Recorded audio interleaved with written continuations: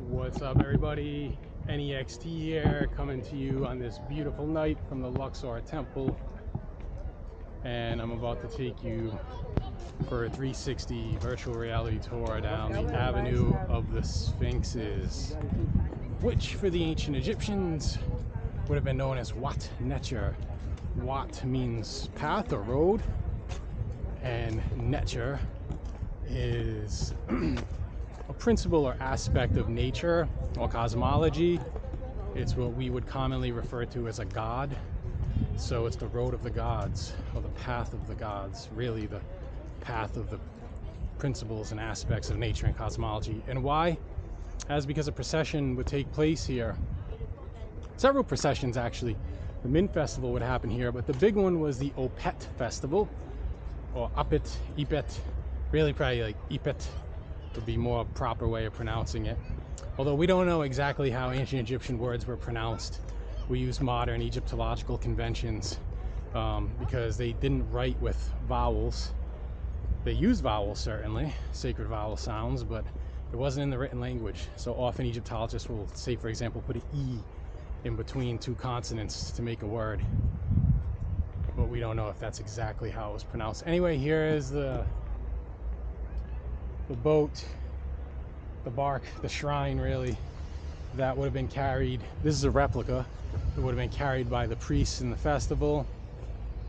They made this for the opening, the grand opening of when they connected the Avenue of the Sphinxes. The Avenue of Sphinxes runs 2.7 kilometers from here all the way to Karnak Temple. Karnak Temple is consecrated to the principle of organic creation, and the road is intricately linked to the Luxor Temple, which is consecrated to man. That's why we say the Luxor Temple of man. So the Avenue of the Sphinxes is very important in the esoteric symbolism because it links Karnak with the Luxor Temple. Now, this wasn't what you see here, the head of a man on the body of a lion. This is not the only Sphinx that we find in the Avenue of Sphinxes. It is, for this part, most of the way you're going to find this motif. This is what's known as an andro-sphinx, where you have the head of the man on the body of a lion, but there was also the full body ram sphinx and the ram head lion body sphinx, which is known as a cryo-sphinx, which is we find closer to Karnak Temple.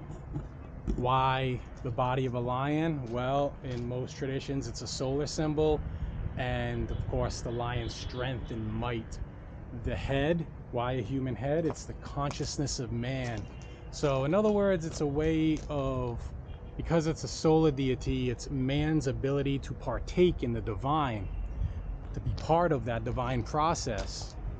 So I have a theory about the Avenue of the Sphinxes and the esoteric symbolism of the Sphinxes that line the avenue, which I include in my Esoteric Symbolist Guidebook to the Luxor Temple of Man, which you can get on the email list at my website, anyextee.com, ANYEXTEE.com, in order to sign up to learn more about.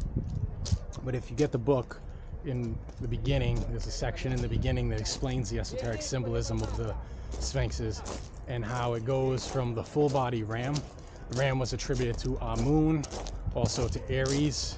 It was around the time of Aries that there's a transition from the main deity Montu, which is sometimes attributed to a bull, just like Taurus shifts into Aries.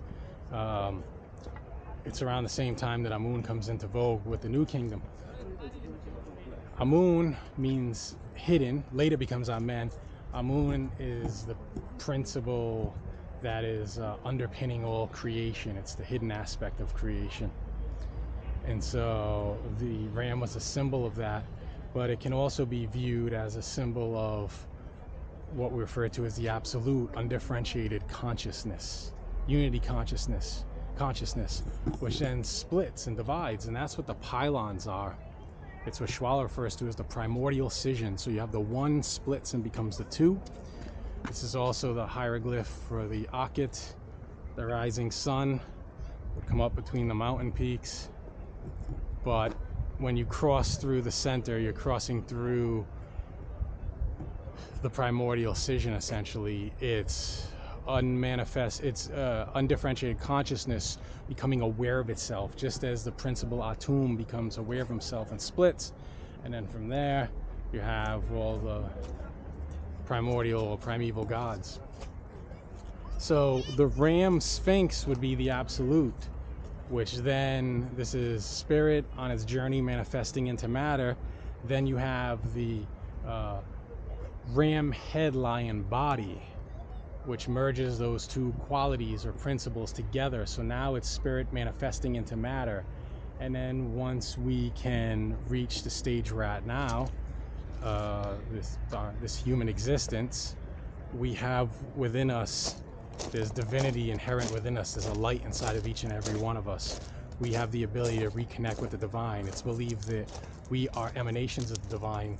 For the ancient mystery schools, believe that we are emanations of the divine experiencing itself. Essentially, we're here to be mirrors for the divine.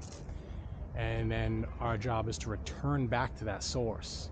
So that's what the head is representing. You can almost think of this as, you know, the concept in masonry. You're polishing, you're smoothing the ashlar. You have a rough stone, the neophyte, and you're going to polish that rough stone, working to become a master mason of stone, if you will. And the idea is to become the perfected man. And that's what this temple represents, not just a temple of man in an ordinary state, but the perfected man, man before the fall, into ego consciousness. So here you can see, this is Karnak Temple. The avenue of the Sphinxes comes together, and then you have the long avenue, and you have the different phases of the Sphinx, with the Ram Sphinx, undifferentiated consciousness.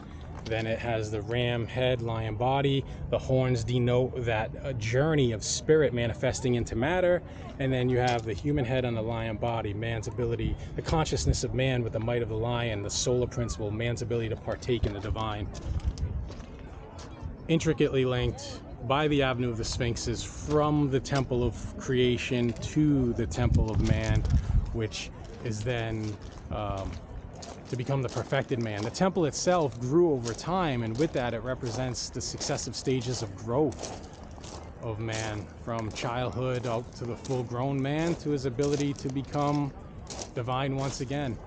Anyway, I hope you enjoyed this brief esoteric tour of the avenue of the Sphinxes, discussing the symbolism of the Sphinxes. I have another video here on my YouTube channel where I do a brief run-through 360 VR video of the Luxor Temple of Man, which you can check out. If you enjoyed the video, please do give it a like. And if you liked the video, I suggest you watch the next two videos I put up on the screen, because these are the videos YouTube thinks you should be watching next.